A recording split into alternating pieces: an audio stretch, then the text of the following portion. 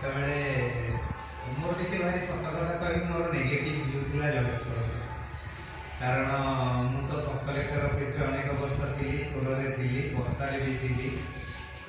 ତେଣୁ ଅବଶ୍ୟ chairman sir ପ୍ରତ୍ୟେକ ସାର୍ କହିଥିଲେ ଯେ ନାଇଁ ଜଳେଶ୍ୱର ଯିଏ ଥରେ ଆସେ ସେ ସହଜରେ ଛାଡ଼ିବାକୁ ଚାହେଁ।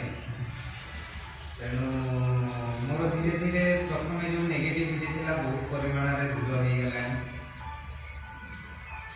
ତ ଜଳେଶ୍ୱରର ଗୋଟେ ବହୁତ ଭଲ ଜିନିଷ ହେଉଛି ଏଠି ବହୁତ ଅନୁଷ୍ଠାନ ଅଛି, ବହୁତ ଅର୍ଗାନାଇଜେସନ୍ ଅଛି, ବହୁତ କିଛି ଲୋକଙ୍କ ପାଇଁ କରାଯାଉଛି। ବିଭିନ୍ନ cultural social organisation, welfare organisation. ଜିନିଷ କ'ଣ ହେଉଛି ଯେ ସାଧାରଣତଃ ମଣିଷ ହେଉଛି ଗୋଟେ ସେଲ୍ଫ ସେଣ୍ଟର୍ଡ କ୍ରିଏଚର। ଆମେ ସାଧାରଣତଃ ଟିକେ ସ୍ୱାର୍ଥପର କ୍ରିଏଚର। ଆମେ ଯେତେବେଳେ କୌଣସି ଗୋଟେ ଜିନିଷ କରିବାକୁ ଯାଉ ଶୁଣନ୍ତୁ ଆମର ଗୋଟେ ବାଲାନ୍ସ ମେଣ୍ଟେନ୍। ତ ଆମେ ଯଦି କିଛି କରିବା ମାନେ କିଛି କ୍ଷତି ସହିବାକୁ ପଡ଼ିବ, ଏଇଟା ନିଶ୍ଚୟ। ଯେମିତିକି ଆମର ମହାଭାରତରେ ଅଛି ଯେ ଯେତେବେଳେ ଇନ୍ଦ୍ରପ୍ରସ୍ଥ ହେଲା ସେତେବେଳେ ଖାଣ୍ଡବବନ ଦହନ, ତ ଡିଷ୍ଟ୍ରକ୍ସନ୍ ହେଲା ସେଇଠୁ କ୍ରିଏସନ୍ ହେଲା। ତେଣୁ କିଛି ଭଲ କରିବାକୁ ଯିବାକୁ ପଡ଼ିବ ମାନେ ସାକ୍ରିଫାଇସ୍ କରିବାକୁ ପଡ଼ିବ। Without sacrifice there can not be any progress.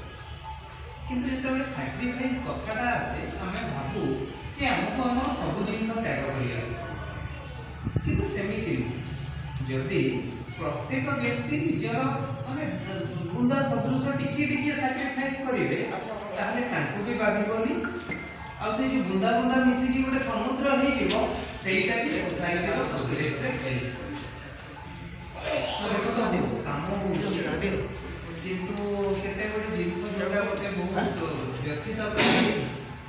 ଯେହେତୁ 9 ବର୍ଷ ଥିଲି ଆମର ଟିଚିଂ ପ୍ରୋଫେସନରେ ଥିଲି, ଲେକ୍ଚର ଥିଲି, ମୋର ସବୁ ଜାଗାରେ ମୋର ପ୍ରିୟ ଜିନିଷ ହେଉଛି ଶିକ୍ଷା। ତ ଶିକ୍ଷା ହିଁ ଗୋଟେ ମାଧ୍ୟମ ଯାହାଦ୍ୱାରା ଆମେ ଆମର ଭବିଷ୍ୟତକୁ ଉନ୍ନତ କରି ଗଢ଼ିପାରିବା।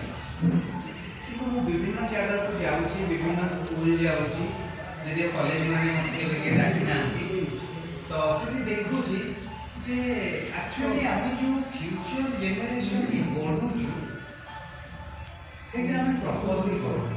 ଏଥିପାଇଁ ଟିଚର ମାନେ ଦାୟୀ ହେଉଛୁ ଆମେ, କାରଣ ସେମାନେ ହେଉଛନ୍ତି ଆମର ଛୁଆ। ତାଙ୍କ ରେସ୍ପନ୍ସିବିଲିଟି ଯଦି ଆମେ ନ ନେବା, ଟିଚରକୁ ଦେବା, ତାହେଲେ କାମ ଡେଲିଗେଟ୍ କରିଦେବା ସଦସ୍ୟ, ତୁ ଏ କାମଟା କରିଦେବୁ, କିନ୍ତୁ କେହି ଅଲଗା କାମକୁ ନିଜର ଭାବି କରନ୍ତି। ତେଣୁ ଆମେ ସମସ୍ତେ ଧ୍ୟାନ ଦେବା, ଆମେ ଯାହା ବି କରିବା ଆମ ପିଲାମାନେ ଯେମିତି ଗୋଟେ ଭଲ ମଣିଷ, ଭଲ ସିଟିଜେନ୍, ଗୋଟେ ନାଗରିକ ହେଇପାରିବେ, ସେଇ ଜିନିଷକୁ ଆଖିରେ ରଖି ତାଙ୍କୁ ବଢ଼େଇବା। এইটা নাই কি আমি তাকে ডক্টর করিবা, ইঞ্জিনিয়র করিবা, আস্ট্রোনট করিবা, এই সব জিনিস রখি তাকে বড় করিবা। দেখিলা বেলକୁ বড় ହେଲା ପରେ ସେମାନଙ୍କ ମୁଣ୍ଡରେ ପଇସା, ସେଲ୍ଫ